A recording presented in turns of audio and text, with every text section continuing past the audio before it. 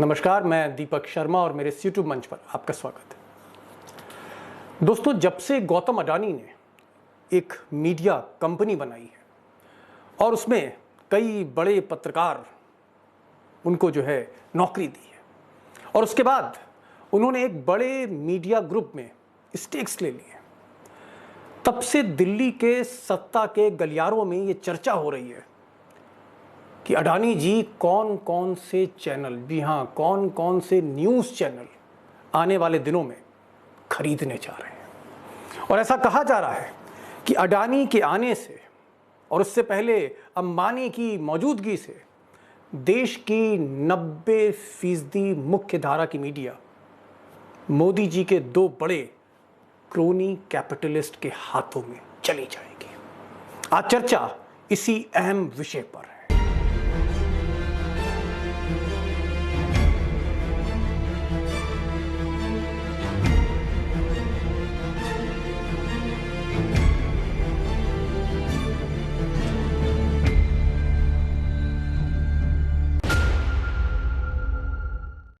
अब दोस्तों, जिस तरह से मोदी जी 2014 से पहले दिल्ली की मीडिया से, देश की मीडिया से ऑब्सेशन था, उनको एक फोबिया था, उसी तरह का फोबिया गौतम अडानी को है मीडिया से।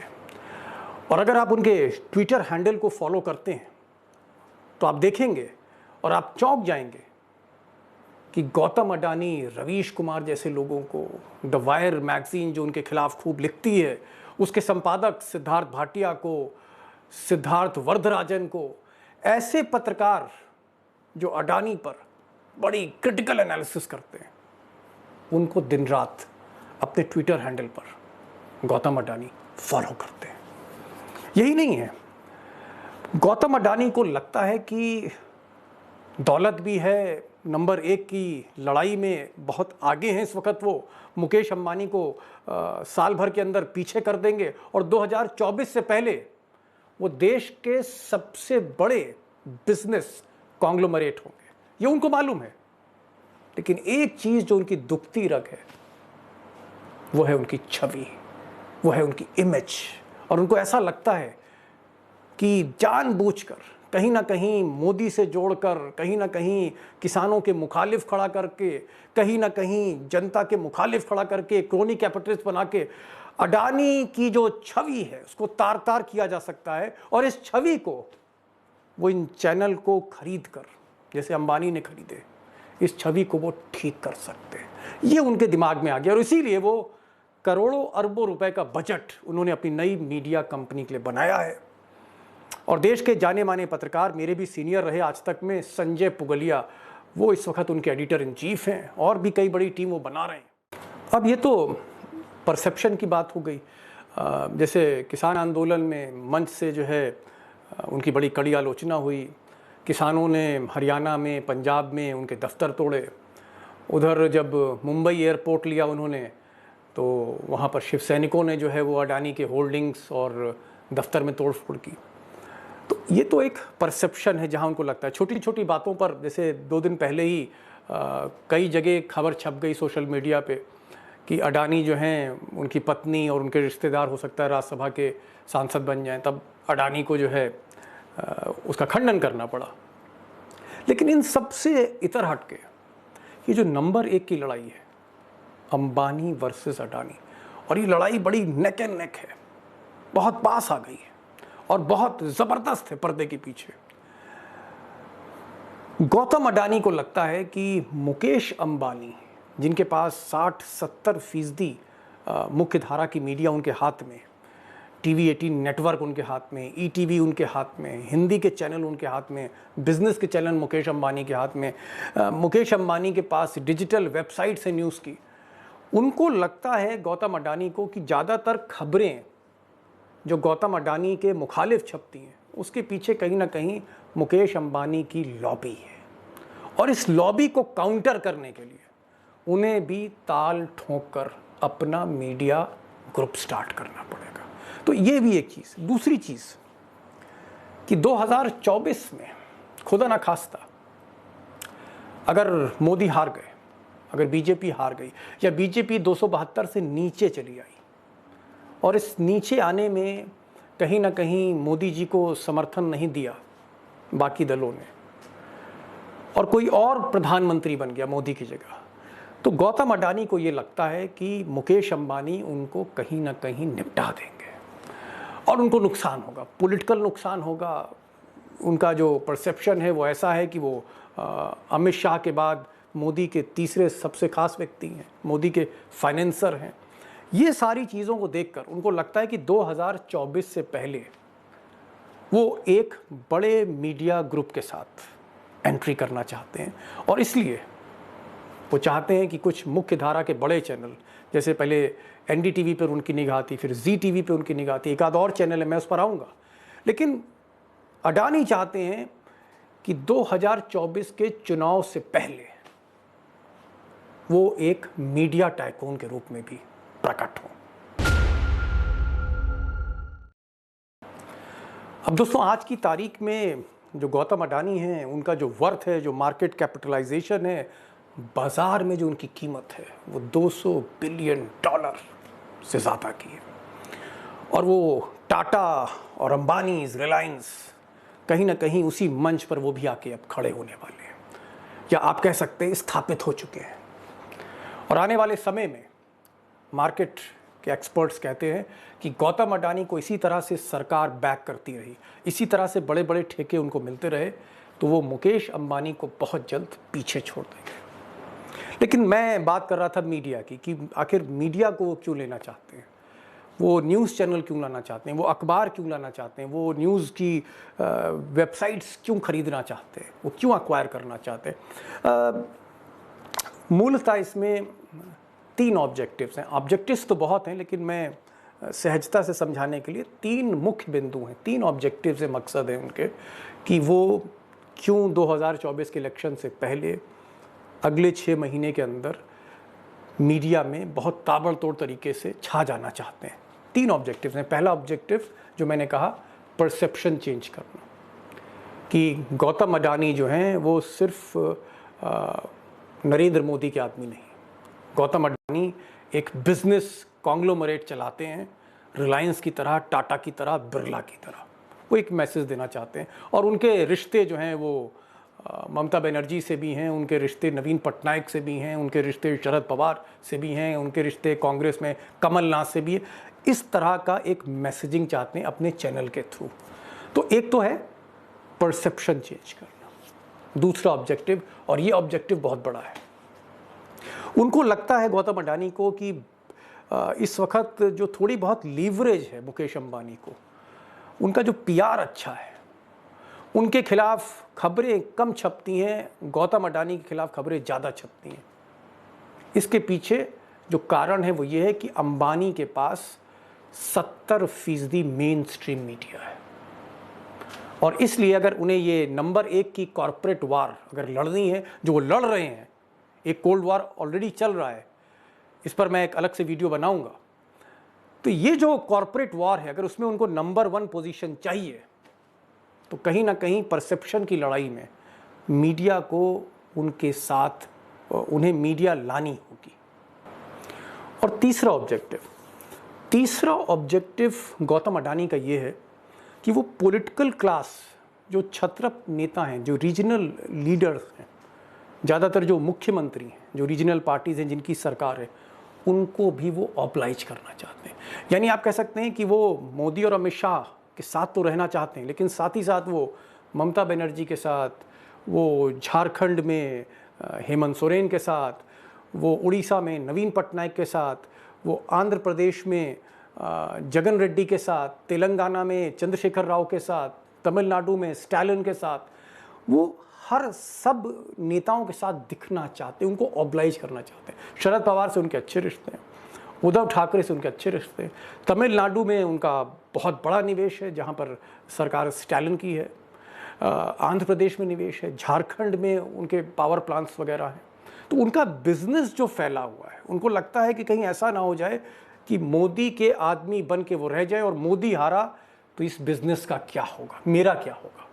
इसलिए वो इस चैनल के थ्रू जो खरीदने जा रहे हैं वो पीआर करना चाहते हैं, और पॉलिटिकल क्लास जो है, नॉन बीजेपी, उसको ऑब्लाइज करना चाहते हैं। अब दोस्तों, आज का जो कॉरपोरेट है और कॉरपोरेट के जो महत्वाकांक्षी जो उद्योगपति हैं, जो टाइकून हैं, आखिर क्या ज़रूरत है, क्यों उन्हें मीडिया चाहिए, क्यों उन्हें न्यूज़ चैनल चाहिए, क्यों उनको न्यूज़पेपर्स चाहिए, क्यों उनको डिजिटल मीडिया चाहिए, वेबसाइट्स चाहिए, क्यों चाहिए? इसकी सबसे पहले जो ज़रूरत महसूस हुई वो मुकेश अंबानी को 2006 में ये ज़रूरत महसूस हुई। और ज़रूरत इसलिए महसूस हुई क्योंकि 2006 में मुकेश और अनिल, इन दोनों भाइयों के बीच में, मुकेश अंबानी और अनिल अंबानी के बीच में रिलायंस का बंटवारा हो रहा था। और उस बंटवारे में जिस तरह से खबरें प्रोजेक्ट की जा रही थी, तो मुकेश अंबानी को लगा कि वो एक खलनायक बन रहे हैं इस पूरी डील में, वो एक विलन बन रहे हैं और अनिल अंबानी एक विक्टिम कार्ड खेल रहे हैं। उसकी वजह ये थी कि अनिल अंबानी का पक्ष हर चैनल में आ रहा था। और आपको शायद हो सकता है जानकारी ना हो, लेकिन जैसे आज तक है, आज तक में अनिल अंबानी का एक मेजर स्टेक था। इसी तरह से कुछ और मीडिया घरानों में उनका मेजर स्टेक था अनिल अंबानी का। और मीडिया के कई बड़े संपादक उनके दोस्त थे, जबकि मुकेश थोड़े से आप कह सकते हैं शर्मीले स्वभाव के थे। वो ज़्यादातर रिलायंस इंडस्ट्रीज़ को देखते थे। और इस पूरी कश्मकश में मुकेश को लगा जैसे जो बंटवारा हो रहा है वो उसमें एक खलनायक के तौर पर उभर के आ रहे हैं। और तब उन्होंने कंसल्ट किया कई एक्सपर्ट्स को, और मुकेश अंबानी के जो खास सलाहकार नंबर 2 आप कह सकते हैं मनोज मोदी, उन्होंने कहा कि उन्हें भी मीडिया में इन्वेस्ट करना चाहिए। और तब मुकेश अंबानी ने एनडीटीवी में एक बड़ा पैसा पंप किया, निवेश किया। उन्होंने न्यूज़ 24 को खड़ा किया, उन्होंने न्यूज़ नेशन में फंडिंग करी, मेजर फंडिंग करी, उन्होंने और कई चैनल में फंडिंग करी। लेकिन फंडिंग करने के बाद मुकेश अंबानी को ये तो लगा कि हाँ, अब चीज़ें कुछ बैलेंस हो रही हैं, उनका पक्ष भी आने लगा है। लेकिन अगर ये मीडिया हाथ में आ जाए, अगर ये मीडिया रिलायंस का पार्ट बन जाए, हिस्सा बन जाए ग्रुप का, तो हो सकता है कि चीज़ें और ज़्यादा आसान होंगी इस परसेप्शन की लड़ाई में, इस परसेप्शन के दौर में। और तब उन्होंने टीवी 18 ग्रुप, उस पर उन्होंने फोकस किया, ईटीवी पे फोकस किया। और आप कह सकते हैं कि 70% मीडिया, मेन स्ट्रीम मीडिया, मुख्य धारा की मीडिया, जिसे आप गोदी मीडिया कहते हैं, वो मुकेश अंबानी के हाथ में आ गई। और आज की तारीख में वो इस देश के सबसे पैसे वाले उद्योगपति नहीं हैं, वो उसके साथ साथ इस देश के सुपर संपादक हैं। सबसे बड़े संपादक है, वही तय करते हैं देश का एजेंडा क्या, उनके चैनल तय करते हैं। और इस पर मैंने एक वीडियो बनाया है जिसका लिंक मैं आपको दे रहा हूँ नीचे, वो आप देख सकते हैं। तो दोस्तों, मुकेश अंबानी ने जब मीडिया को अक्वायर करना शुरू किया, न्यूज़ चैनल्स को अक्वायर करना शुरू किया, मीडिया ग्रुप्स को उन्होंने अक्वायर करना शुरू किया, उसके बाद उनकी ताकत और बढ़ती चली गई, उनके एसेट्स बढ़ते चले गए, उनका बिजनेस एम्पायर भी बढ़ने लगा, उनकी ताकत और रसूख बढ़ने लगा। और इस चीज़ को अब गौतम अडानी महसूस कर रहे हैं कि ये कमी रह गई है। गौतम अडानी के पास पॉलिटिकल पावर है, गौतम अडानी के पास शेयर बाज़ार की पावर है, पैसे की पावर है, लेकिन परसेप्शन की पावर नहीं है। और उनको लगता है कि ये जो परसेप्शन का काम है, ये मोदी अमित शाह उनके लिए नहीं करेंगे, वो उन्हें खुद करना है। और इसीलिए गौतम अडानी ने 2021 में एक मीटिंग करी अपने बोर्ड की और तय किया कि उन्हें अब मीडिया से शाय नहीं होना है, शर्म नहीं करनी है, पर्दे से बाहर निकलना है। और सितंबर 2021 में ये जो आप देख रहे हैं, इन साहब को मैंने कहा था, मेरे सीनियर भी थे ये, संजय पुगलिया, और संजय पुगलिया को इन्होंने अडानी मीडिया वेंचर्स उसका साथी बनाया, एडिटर इन चीफ बनाया। और संजय पुगलिया उस वक्त जो स्टार न्यूज़ में रहे, आज तक में रहे, भारत टाइम्स में रहे संजय पुगलिया, ये क्योंकि बिज़नेस देखते थे इसलिए ये गौतम अडानी को जानते भी थे। और उस वक्त ये जब ये इन्होंने अडानी को ज्वाइन किया, तब ये राघव बहल के साथ थे। राघव बहल जो जिन्होंने टीवी 18 शुरू किया, जो राजदीप सरदेसाई को और आशुतोष को अपने न्यूज़ ग्रुप में लेकर आए, उस राघव बहल के साथ संजय पुगलिया क्विंट मीडिया ग्रुप में थे। अब दोस्तों, जब संजय पुगलिया आ गए और वो सीईओ हो गए, एडिटर इन चीफ हो गए अडानी मीडिया इनिशिएटिव्स के, तो ये सोचा गया कि भाई अब किसी बड़े चैनल को हम एक्वायर करते हैं। तो निशाना जो था वो कहीं ना कहीं एनडीटीवी पर था। और एनडीटीवी तमाम आरोपों में उलझा हुआ था। उसके खिलाफ कई एफआईआर्स थी, मनी लॉन्ड्रिंग की, पैसों को साइफन ऑफ करने की, इस तरह के कई मामले प्रणव राय जो उनके मालिक हैं एनडीटीवी के, इन पर चल रहे थे। और संजय पुगलिया के एनडीटीवी में ठीक ठाक संबंध भी थे। तो ये सोचा गया कि अगर एनडीटीवी को हम टेक ओवर कर लें, जिसकी माली हालत भी ठीक नहीं थी और सरकार भी जिससे थोड़ा थोड़ा नाराज़ चल रही थी, तो एक प्रयास हुआ। लेकिन बाद में एनडीटीवी से बात नहीं बन पाई और आप यूँ कह सकते हैं कि वो जो मामला था वो ठंडे बस्ते में चला गया। उसके बाद एक कोशिश ये हुई कि जी न्यूज़ इसको अगर टेक ओवर कर लिया जाए, और क्योंकि सुभाष चंद्रा की माली हालत ठीक नहीं थी, लॉसेस में थे उनका वो बेचना चाह रहे थे जी ग्रुप को, और ऐसे में गौतम अडानी और संजय पुगलिया ने कोशिश करी, ऐसा बताते हैं कि जी को टेक ओवर कर लें। लेकिन फिर सुधीर चौधरी जो नरेंद्र मोदी के अब बहुत करीब आ चुके हैं और उनका जो डीएनए प्रोग्राम होता है वो मोदी के पूरा एजेंडा सेट करता है, तो ऐसा कहा जाता है कि सुधीर चौधरी फिर प्रधानमंत्री के जो करीबी लोग थे उनसे मिले और उसके बाद ये पूरा मामला भी शेल्फ हो गया। अब दोस्तों, जब एनडीटीवी को अक्वायर करने में कुछ अड़चनें आ गई और फिर जी न्यूज़ खरीदते समय वो बीच में सुधीर चौधरी आ गए, फिर सुधीर चौधरी ने सुभाष चंद्रा से बात करी और उनका नहीं हम चैनल चला लेंगे, इस तरह की बातें जो सत्ता के गलियारे में सुनी गई, तो वो डील भी कहीं ना कहीं बैक बर्नर पे चली गई। और बाकायदा जी ने जो है क्लैरिफिकेशन भी दिया कि सब गलत खबरें हैं, जी को कोई नहीं खरीद रहा। तो फिर संजय पुगलिया साहब ने और गौतम अडानी साहब की फिर मीटिंग हुई, सोचा कि अब क्या किया जाए। तो संजय पुगलिया ने जहां वो काम करते थे राघव बहल के साथ क्विंट मीडिया में, उसी को टेक ओवर कर लिया है। और उस टेक ओवर करने के लिए 13 मई 2022 को अडानी की तरफ से बॉम्बे स्टॉक एक्सचेंज और नेशनल स्टॉक एक्सचेंज में बाकायदा नोटिस दिया और कहा कि 49% स्टेक जो है गौतम अडानी की कंपनी अडानी ग्रुप ने Quint lawn business media limited में ले लिए। ये कागज़ आप अपनी स्क्रीन पर देख सकते हैं। तो बहरहाल अब एक मीडिया कंपनी अक्वायर कर ली है। इसके बाद लोग कह रहे हैं कि इसको अक्वायर करने के बाद गौतम अडानी चाहते हैं कि अब किसी बड़े न्यूज़ चैनल को या फिर किसी ऐसे मीडिया ग्रुप के जो को अक्वायर करें जिसके पास हिंदी और अंग्रेज़ी का न्यूज़ चैनल भी हो, जिसका कोई अखबार भी हो, डिजिटल वेबसाइट हो। इस तरह का वो चाह रहे हैं कि बड़ा मेन स्ट्रीम मीडिया ग्रुप उनके पास आ जाए। अब दोस्तों आते हैं असली सवाल पे, जो जिस पर ये मैंने पूरा प्रोग्राम वीडियो बनाया, कि अगर देश की 70% मेन स्ट्रीम मीडिया यानी मुख्य धारा की जो राष्ट्रीय मीडिया है, जिसमें बड़े बड़े चैनल, बड़े बड़े अखबार, बड़े बड़े मीडिया आउटलेट्स, अगर 70% न्यूज़ मीडिया अगर मुकेश अंबानी जो देश का नंबर 1 कॉरपोरेट घराना है उसके पास हो, और बाकी की 20-25 जो कसर बच गई है मीडिया की, वो 20-25% जो मीडिया है वो अडानी के पास आ जाए, यानी आप कह सकते हैं कि 90% से ज़्यादा मुख्य धारा की मीडिया, इस देश के चैनल, अखबार, अगर इन 2 क्रोनी कैपिटलिस्ट के पास आ जाएं, जिनको कहा जाता है कि ये साहब मोदी और अमित शाह के आदमी हैं, ये उनके आदमी, उनके टीम के आदमी, ये दोनों कॉरपोरेट हाउसेस, तो आप सोचिए कि देश की जो मीडिया है वो किस गर्त में जाएगी आने वाले दिनों में, और 2024 तक इस देश की मीडिया का क्या हाल होगा। हो सकता है कि ये आज तक में भी स्टेक्स ले ले, हो सकता है कि ये और भी चैनल हैं, टाइम्स ऑफ इंडिया भी ले सकते हैं, इतना पैसा है इन लोगों के पास। और दोस्तों ये मैं कोई काल्पनिक बातें नहीं कर रहा हूँ, कोई इमेजिनेशन, फिग ऑफ इमेजिनेशन नहीं है जो मेरी बातें हैं।